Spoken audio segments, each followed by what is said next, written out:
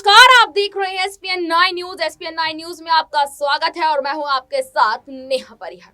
कल से न जाने क्यों यहाँ पर अगर बात की जाए जीतन राम मांझी की, तो उनकी वीडियोस लगातार सोशल मीडिया पर आ रही है। इसी को लेकर हमारे सहयोगी के साथ हमने इस मुद्दे पर चर्चा की, आखिरकार उनका क्या कहना है। तो पहले आप ये देखिए वीडियो। तो बता दें आपको, यहाँ पर जीतन राम मांझी ने एक बड़ी बात यहाँ पर कही है कि अगर कैबिनेट विस्तार में मेरी पार्टी के 2 मंत्रियों को भी जगह नहीं दी गई, तो फिर यहाँ पर किस बात का यहाँ मेरी पार्टी को तवज्जो ना दिया जा रहा, काफी नाराजगी वो यहाँ जाहिर करते नजर आए। साथ ही साथ उन्होंने अमित शाह पर भी हमला बोला। वो यहाँ पर ये कहते नजर आए कि अमित शाह से मैं नाराज हूँ क्योंकि मेरी पार्टी को तवज्जो नहीं दी जा रही है। दूसरी तरफ मैं बात करूँ यहाँ पर एलजेपी के अध्यक्ष चिराग पासवान, वो भी नाराज है क्योंकि यहाँ पर वो नहीं चाहते थे कि नीतीश कुमार एनडीए में शामिल हो। नीतीश कुमार के एनडीए में शामिल होने के बाद से चिराग पासवान को ये लगने लगा है कि जहां उनको ज्यादा सीटें मिलनी थी लोकसभा चुनाव में, अब उनमें से आधी उनको मिले। इसी मुद्दे पर चर्चा करेंगे और चर्चा के लिए मेरे साथ अमन जी मौजूद है।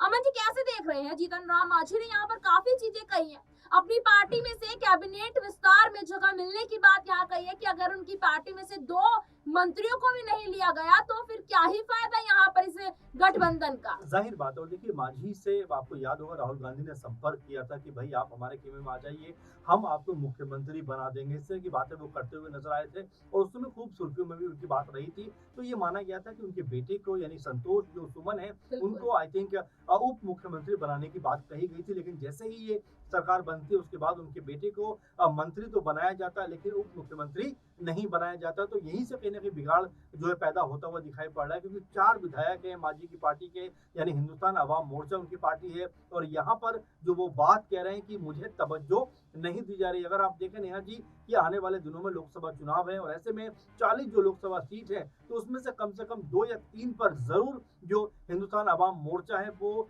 चाहेगी कि उनको सीट मिलनी चाहिए। लेकिन क्या जेडीयू के आने के बाद उनको ये सीटें मिल पाएंगी, अपने आप में बड़ा सवाल है, क्योंकि बीजेपी भी यहाँ पर 25 से 30 सीटों पर लड़ने की बात कर रही है। तो ऐसे में एक अनार 100 बीमार वाली बात हो रही है और इसमें लगातार जो छोटे दल हैं वो यहाँ पर पिसते हुए दिखाई पड़ रहे हैं। चाहे आप जो है मांझी की बात करें, चाहे उपेंद्र कुशवाहा की बात करें, चाहे चिराग पासवान की बात करें, जितने भी ये दल हैं कहीं ना कहीं इस उम्मीद में थे कि 2024 में जब लोकसभा चुनाव होगा तो उनको ज्यादा सीटों पर चुनाव लड़ने का मौका मिलेगा। क्योंकि तेजस्वी ने 4 से 5 सीटों पर बोला है, चिराग पासवान ने 4 से 5 सीटों पर बोला है। इसके अलावा अगर हम बात करें जो पशुपति पारस है, उनके चाचा हैं, वो भी 4 से 5 सीटों पर चुनाव लड़ने के लिए बात करते हैं। इसके अलावा देखा जाए तो मांझी भी 2 से 3 सीटों की मांग कर रहे हैं, उपेंद्र कुशवाहा भी 2 से 3 सीटें मांग रहे हैं और मुकेश सहनी भी कहीं ना कहीं 2 से 3 सीटें प्राप्त करना चाहते हैं। तो ऐसे में आपस में जो कह सकते हैं कि मतभेद अब उभर के सामने आ रहा है, क्योंकि लगातार बीजेपी इंडी गठबंधन को कहती थी कि ये भानुमति का कुनबा है, लेकिन अब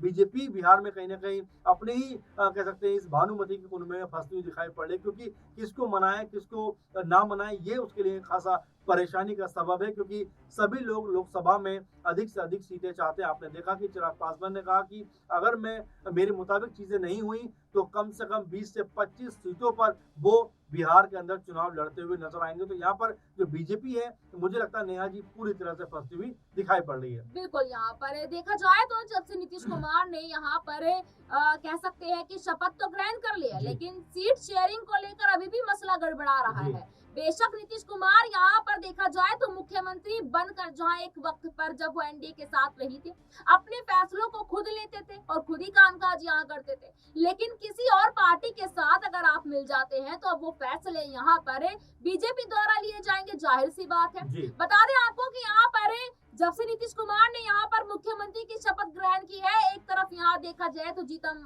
राम मांझी नाराज है, तो एक तरफ यहाँ पर लल्लन सिंह नाराज है। एक तरफ बात करूं तो मैं यहाँ पर कहीं ना कहीं तेजस्वी यादव भी अब इस कतार में खड़े नजर आ रहे हैं। जीतन राम मांझी ने यहाँ पर एक बात और कही है अमन जी, उन्होंने कहा है कि निर्दलियों को यहाँ पर मनचाहा और पसंदीदा विभाग दिया जा रहा है, लेकिन मेरे साथ ऐसा नहीं किया जा रहा है। इस पे आपकी क्या राय है? देखिए, बिल्कुल निर्दलीय को जब कह सकते हैं मंत्री पद की शपथ दिलाई गई, उस समय सवाल उठने लग गए कि आखिर ऐसी बीजेपी की क्या मजबूरी है, क्योंकि उनके पास गठबंधन जो हुआ है तो बहुमत के लिए पूरी सीट है, तो आखिर उनको तवज्जो इतनी देने की जरूरत क्या है। और यहीं से जो मांझी है वो नाराज होते हुए नजर आए, क्योंकि उनके पास 4 एमएलए हैं, तो कम से कम वो चाहते थे कि 2 जो एमएलए उनको मंत्री पद दिया जाए। लेकिन बीजेपी ने एकमात्र जो उनके बेटे हैं उनको ही मंत्री पद दिया है। तो यही बात है जिसको लेकर मांझी मांझी लगातार अब गुस्से में नाराज भी हैं और जिस तरह से राहुल गांधी के साथ उनकी बातचीत हुई है तो आप ये मानकर चलिए कि आने वाले वक्त में कोई बड़ी बात नहीं है कि मांझी, चिराग पासवान, पशुपति पारस और उपेंद्र कुशवाहा को लेकर कांग्रेस पार्टी एक अलग खेमा यहाँ पर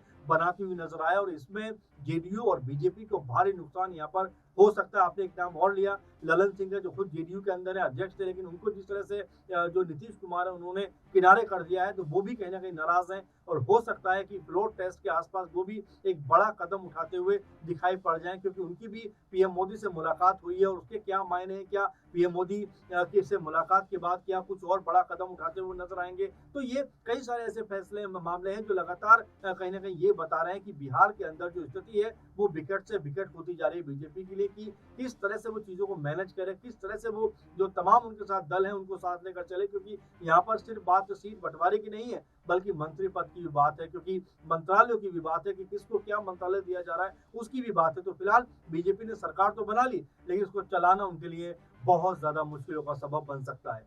बहुत बहुत धन्यवाद अमन जी की आपने विस्तार पूर्वक यहाँ हमारे दर्शकों के सवालों का जवाब दिया है। लेकिन यहाँ पर ये देखना बेहद ही ज्यादा दिलचस्प है कि जिस तरीके से जीतन राम मांझी यहाँ पर अपनी मांगों की एक बड़ी डिमांड यहाँ पर रख रहे हैं, क्या वाकई में यहाँ पर नीतीश कुमार कह लीजिए या फिर एनडीए गठबंधन से जुड़े दिग्गज नेता क्या उनकी मांगों को पूरा कर पाएंगे या नहीं। तो आपने यहाँ पर देखा कि हमारे सहयोगी अमन जी से हमने जो इस मुद्दे पर बातचीत की उनका क्या कहना है, क्या वाकई में जीतन राम मांझी की अगर ख्वाहिशों को यहाँ पूरा नहीं किया गया क्या वो यहाँ पर एनडीए से साइड होते नजर आएंगे या नहीं, क्या कहना है आपका इस रिपोर्ट पर कमेंट बॉक्स में राय दें और देखते रहिएगा SPN9 न्यूज। धन्यवाद।